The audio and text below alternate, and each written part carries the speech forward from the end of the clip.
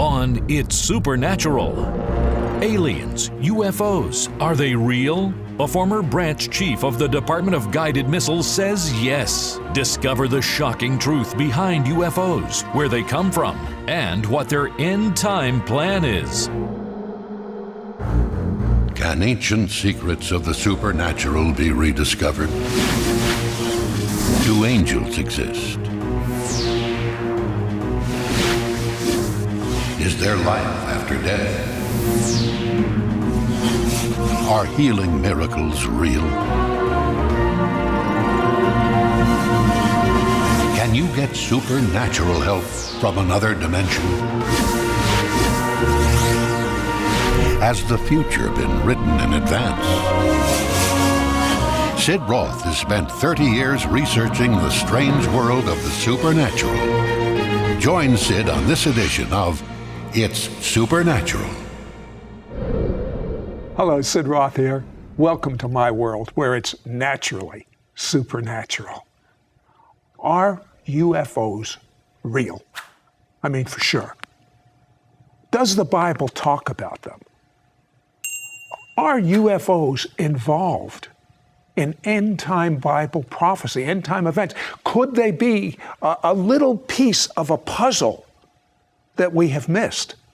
My guest, Chuck Missler, says yes. He's a Naval Academy graduate and former branch chief of the Department of Guided Missiles, CEO of 6 public companies. 4 of the 6 were highly classified in the Department of Defense. Chuck Missler, you are such, in my opinion, and I'm entitled to say this, you are such a renowned, wonderful Bible teacher. Are you a little Miss Sugar? What are you talking about? UFOs, flying saucers? I mean, I don't get it. Well, first of all, I appreciate the intended encouragement, but I really came at this whole subject because of my love for the Bible.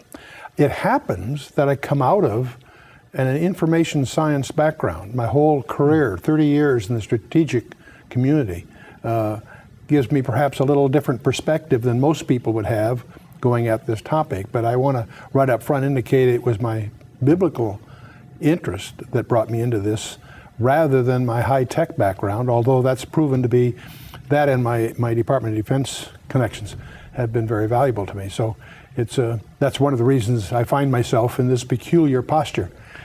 But it's not, in other words, he has a lot of experience, a lot of knowledge from the intelligence community, which helps him put a lot together of what we'll be talking about.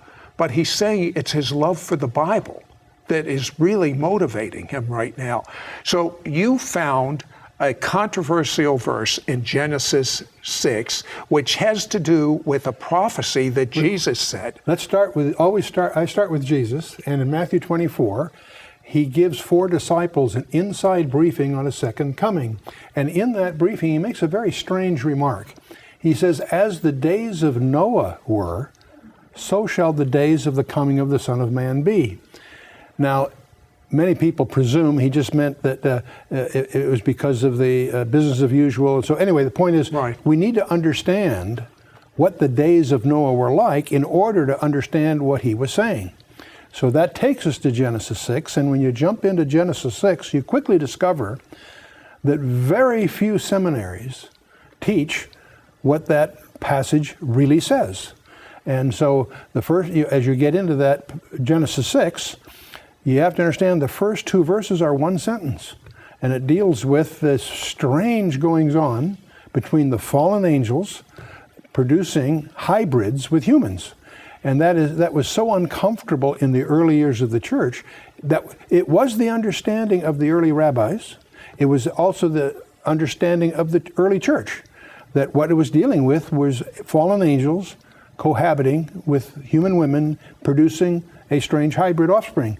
But when you get to about the 5th century, that was a very uncomfortable posture.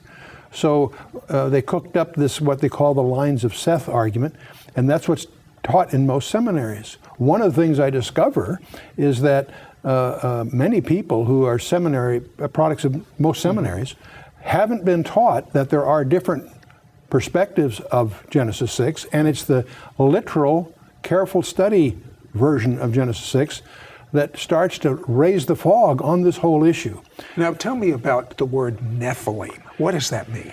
In the Hebrew, it comes from the verb nephal. It means the fallen ones, and that's the term used. Don't confuse that with the fallen angels. The fallen angels, according to Genesis 6, cohabited with human women to produce a hybrid offspring that are called in the Hebrew the Nephilim. In the Septuagint version of the Old Testament, the translation of the Old Testament into Greek, they use the word gigantes, which is transliterated giants, right. And they did happen to be giants, but that's not what the word means. The word actually means, in the Greek, the earthborn. And so, from the Greek point of view, they're earthborn. From the Hebrew point of view, they're the fallen ones. But either way, they're pointing to a hybrid, and it apparently was part of Satan's plan to contaminate the Messianic line. But so the purpose of the flood was to get rid of these. Exactly. That's that's exactly the point. You study verse 9 of Genesis 6.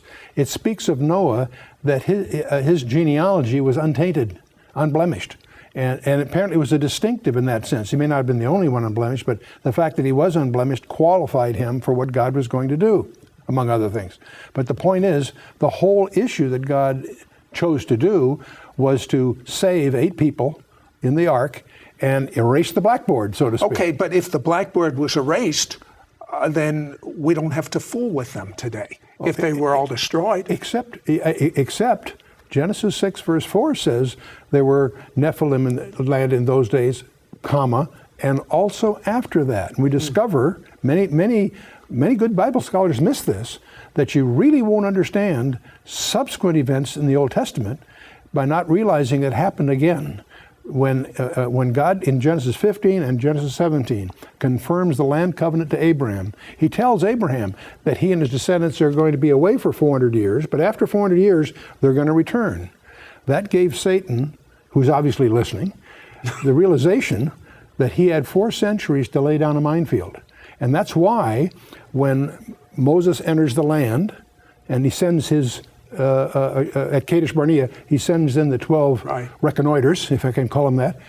They come back and say, and Numbers 13, verse 33 says they were Nephilim in the land. So it happened again. I'll tell you what, hold that thought. Did you know that 12 astronauts have reported UFOs? Don't go away, we'll be right back. We'll be right back to It's Supernatural. We now return to It's Supernatural. Hello, Sid Roth here with Chuck Missler.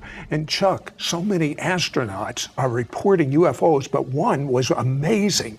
This one astronaut, John Blaha, a ham radio operator, actually picked up what he was saying. As a matter of fact, a picture's worth 1,000 words. Let's take a look at that now. The wording is as follows. Houston, this is Discovery. We still have the alien spacecraft under observance.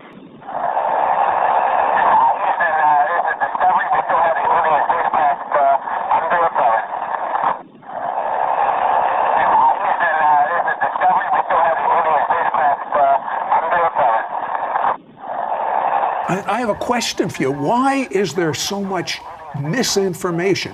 Why are there so many cover-ups? I mean, when astronauts are reporting UFOs, what is the reason, in your opinion, for the misinformation, the cover-up? I would be conjecturing, like most people, one of the great mysteries in this whole area is why the cover-ups by all the governments, but most by the United States. Other countries are starting to release those information, but in the United States, there is a deliberate attempt to hide this area, and that's probably the biggest mystery.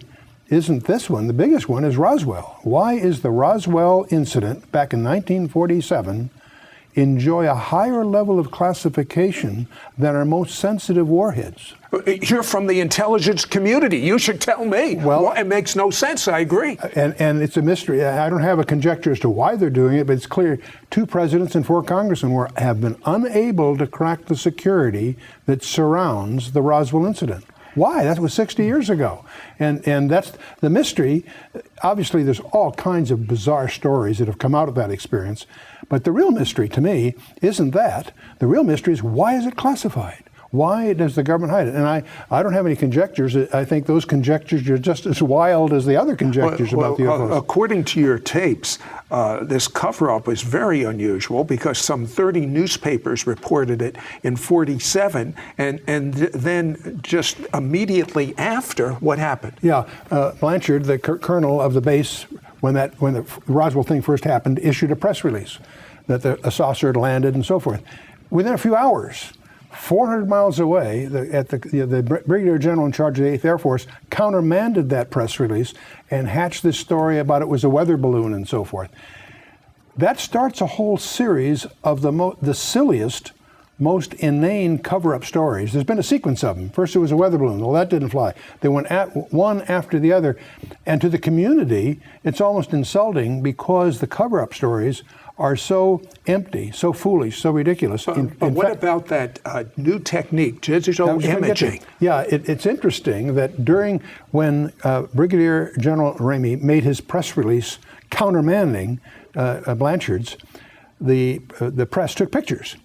Many years later, just a few years ago, a guy by the name of Johnson who took the picture, we were able to get the negatives, and by using advanced digital analysis of the negatives, they were able, an analyst by the name of Rudiak was able to use advanced information techniques to unravel some words that were on the memo that was in Ramey's hand. And it speaks of the victims and the disc that crashed. In other words, this actually calls it not a plane, a disc. A disc that crashed, and there are victims, implying. See, the stories have always said there were 4 bodies, 3 were dead, 1 was still alive. That was the unconfirmed rumors that we heard. Well, it turns out that memo, that unraveling, is regarded as the smoking gun because it demonstrates that the Air Force has been lying all along. Well, these UFOs, they defy laws of physics. Your degree is in physics, yes, I believe. Well, yes. The thing that is the fundamentals, we want to get right at that. I'm sorry, presuming a lot here on your audience. The UFOs have 2 problems. The one problem is they are tangible. They show up on multiple radars. They leave physical evidence, burnt ground and radioactivity and so forth. So they're tangible. They're not hallucinations. Radar sets don't have hallucinations, okay? Right. On the other hand, they make right-angle turns at exotic speeds. They go faster than the speed of sound without sonic booms. They do things that seem to violate physical laws, and yet they are physical in one sense, and yet they're not physical in another. Now, the other area we need to just acknowledge is this is the toughest area to research because not only because of all the hoaxes and all the crackpots that are in this area, is because of the deliberate disinformation by the government trying to hide these areas. But the net reality is Jacques Vallée, the Frenchman, and J. Allen Hynek, the American, are probably the 2 most of the early pioneers, the 2 most reputable researchers. They both came to the conclusion that these things are hyperdimensional. They're not extragalactical. That's a very fundamental insight, by the way, because they seem to pose to being something that they're not. But the real point is that we're dealing here with a phenomenon that bridges the physical reality we understand and a reality that's outside that. One of the things we've discovered just in the last few years is that some of the constants of physics are changing that we thought were constant. And Scientific American, in June of 2005, ran an article in which they pointed out if the constants of physics are changing, that implies that our physical reality is actually a subset, a shadow of a larger reality. And when you start dealing in the UFO area, that's one of the other demonstrations that there is a hyperdimensional aspect to this. And you actually, from your research, believe that some of the people that report they've been abducted is actually true. That is the spookiest side of this whole area, and probably the classic author in this area is Dr. John Mack, head of psychiatry for Harvard Hospital. He's written a book on this whole area. Clearly, and there was a conference at MIT on this whole subject. There are enormous numbers of people, some estimates are between over 1% of the population, maybe as high as 2 or 3%, claim to have had an experience which involves being abducted by these vehicles or whatever. And now their stories are too bizarre to accept on the one hand. On the other hand, when you profile these people, they're above average intelligence, no prior psychiatric history, clearly subject to some serious trauma, and not anxious. They're almost trying to hide the stories rather than reveal them. And their stories are similar. That's the thing that's so amazing. They're united by some common threads. In fact, that was Mac's challenge to the conference at MIT. He says, if what these people say is happening isn't happening, what is happening? Because these stories all have common links that are spooky. I'll tell you what, hold that thought. When we come back, we're going to talk about how these UFOs tie in with end times. Don't go away. We'll be right back.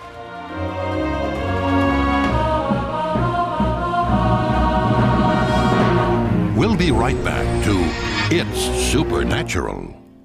We now return to It's Supernatural. Hello, Sid Roth here with Chuck Missler. And Chuck, the only reason you're involved in this is it's a missing ingredient, a missing piece, something that no one looks at in the end times, these UFOs. Are these people around today, in your opinion, these descendants of the Nephilim? I wouldn't be a bit surprised. Well, not necessarily as descendants directly, because I think that's been dealt with. But I think there's, okay. But at the same time, I do suspect that the UFOs are, in effect, a modern day echo, if you will, and that may be what Jesus was talking about when he says, as the days of Noah were, that there's he's implying a parallelism. And so that's why we got interested in this in the first place. And if that's true, we can test it very simply, because if we're correct, these events are going to increase as we get increasingly closer to what we call the end times. Okay. There's an allusion to this that's, I mean, it really grabbed me when you explained it on my radio show from Daniel. Yes, oh, exactly. In Daniel chapter 2, we have the famous image of Nebuchadnezzar, and as he goes through it, the mystery is the iron mixed with clay. And when Daniel goes to explain what the miry clay is, he says, as for the miry clay, comma, they shall mingle themselves with the seed of men. Now, I've had the exegetical experts confirm this. The they, he shifts to a personal pronoun, but the they has to be something other than the seed of men in order for them to mingle it with this. Just grammatically, it requires that. So that leads to a speculation. What are we talking about here? One of the possibilities is that we're dealing here with something that's not the seed of men, namely Nephilim, hybrids. And that's a hint there that there will be a proliferation of hybrids at the end times, because that's what Daniel's talking about. So that's a staggering verse to deal with. You talk about Joshua's assignment to destroy all the people in particular areas that a lot of people wonder about. Yeah, when you read that as a New Testament reader, you're shocked, because God tells Joshua to wipe out every man, woman, and child of 4 key tribes. And that shocks the New Testament reader, because we don't understand that there is a gene pool problem again. We understand Genesis 6, the flood of Noah, was dealing, among other things, with a gene pool problem in the human predicament. What we don't realize is that Satan had again laid down a minefield in Canaan, because when he found out from God's revelation to Abraham that his descendants would be away and then return after 400 years, that gave Satan 400 years to lay down a minefield. When you study the book of Judges geographically, you discover that they didn't follow through in certain areas to wipe out their instructions. The places they missed was a place called Bashan. We call that the Golan Heights today. There's other areas, the central part, that we would call Judea and Samaria, but now it's called the West Bank. And there's the third area, a place called Gaza. And you stand back from that and you realize those areas where they failed to follow through in the book of Judges are the same areas that are under dispute today. And you begin to realize that there's a demon overlay on human history here that we need to understand. Now that's my next question. In your opinion, are we talking about aliens from foreign planets, or are we talking about demons? Well, first of all, I don't believe that even J. Allen Hyde and Jacques Vallée concluded they're not intergalactical for a number of good physical reasons. We believe they're hyperdimensional, they're demonic. They also pretend to be something they're not. That means that one of their tools is deceptions. And so that gives us a perspective of where they stand biblically. I believe that they are real today and that they are demonic in their root purpose. And so that creates a danger to anyone that isn't tutored in this area. And that's one reason that we include it in our materials in terms of our own spiritual hygiene.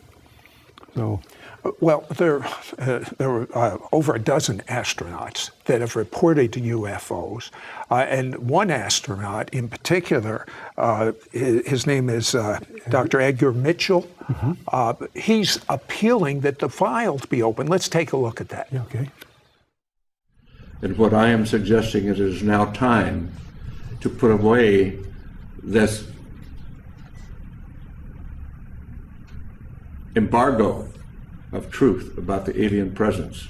And I call upon our government to open up like other governments have, and you will hear about that this morning, like the Belgians have, the French have, the Brazilians have, the Argentines, the Mexicans have all released their files.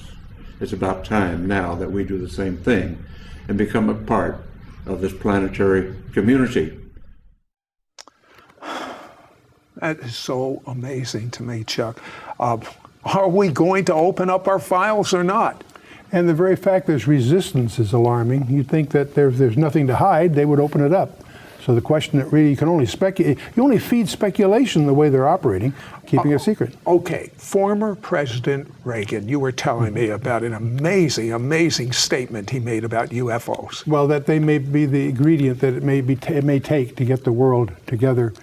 But on the presidential side, there have been 2 presidents that have tried to crack the security and couldn't, and 4 congressmen. So we need to put pressure. So what is going to happen when the President of the United States says there are UFOs, we're being invaded, there's going to be a one world government, and I mean, there we are, end time prophecy. It looks like it's very easy to see how this could have a major role in setting the stage if we understand the classical biblical scenario. And that's one reason when you go at this area, your primary study should be to understand what the Bible has said all along is the destiny of man and the history, the forward history of governments. And so as we watch every day, that as we look at our newspaper and see where the world is going, not just in this area, the whole geopolitical horizon is converging. The more you know about your Bible, and the more you know about what's really going on in the geopolitical horizon, the more you see the convergence. We're plunging in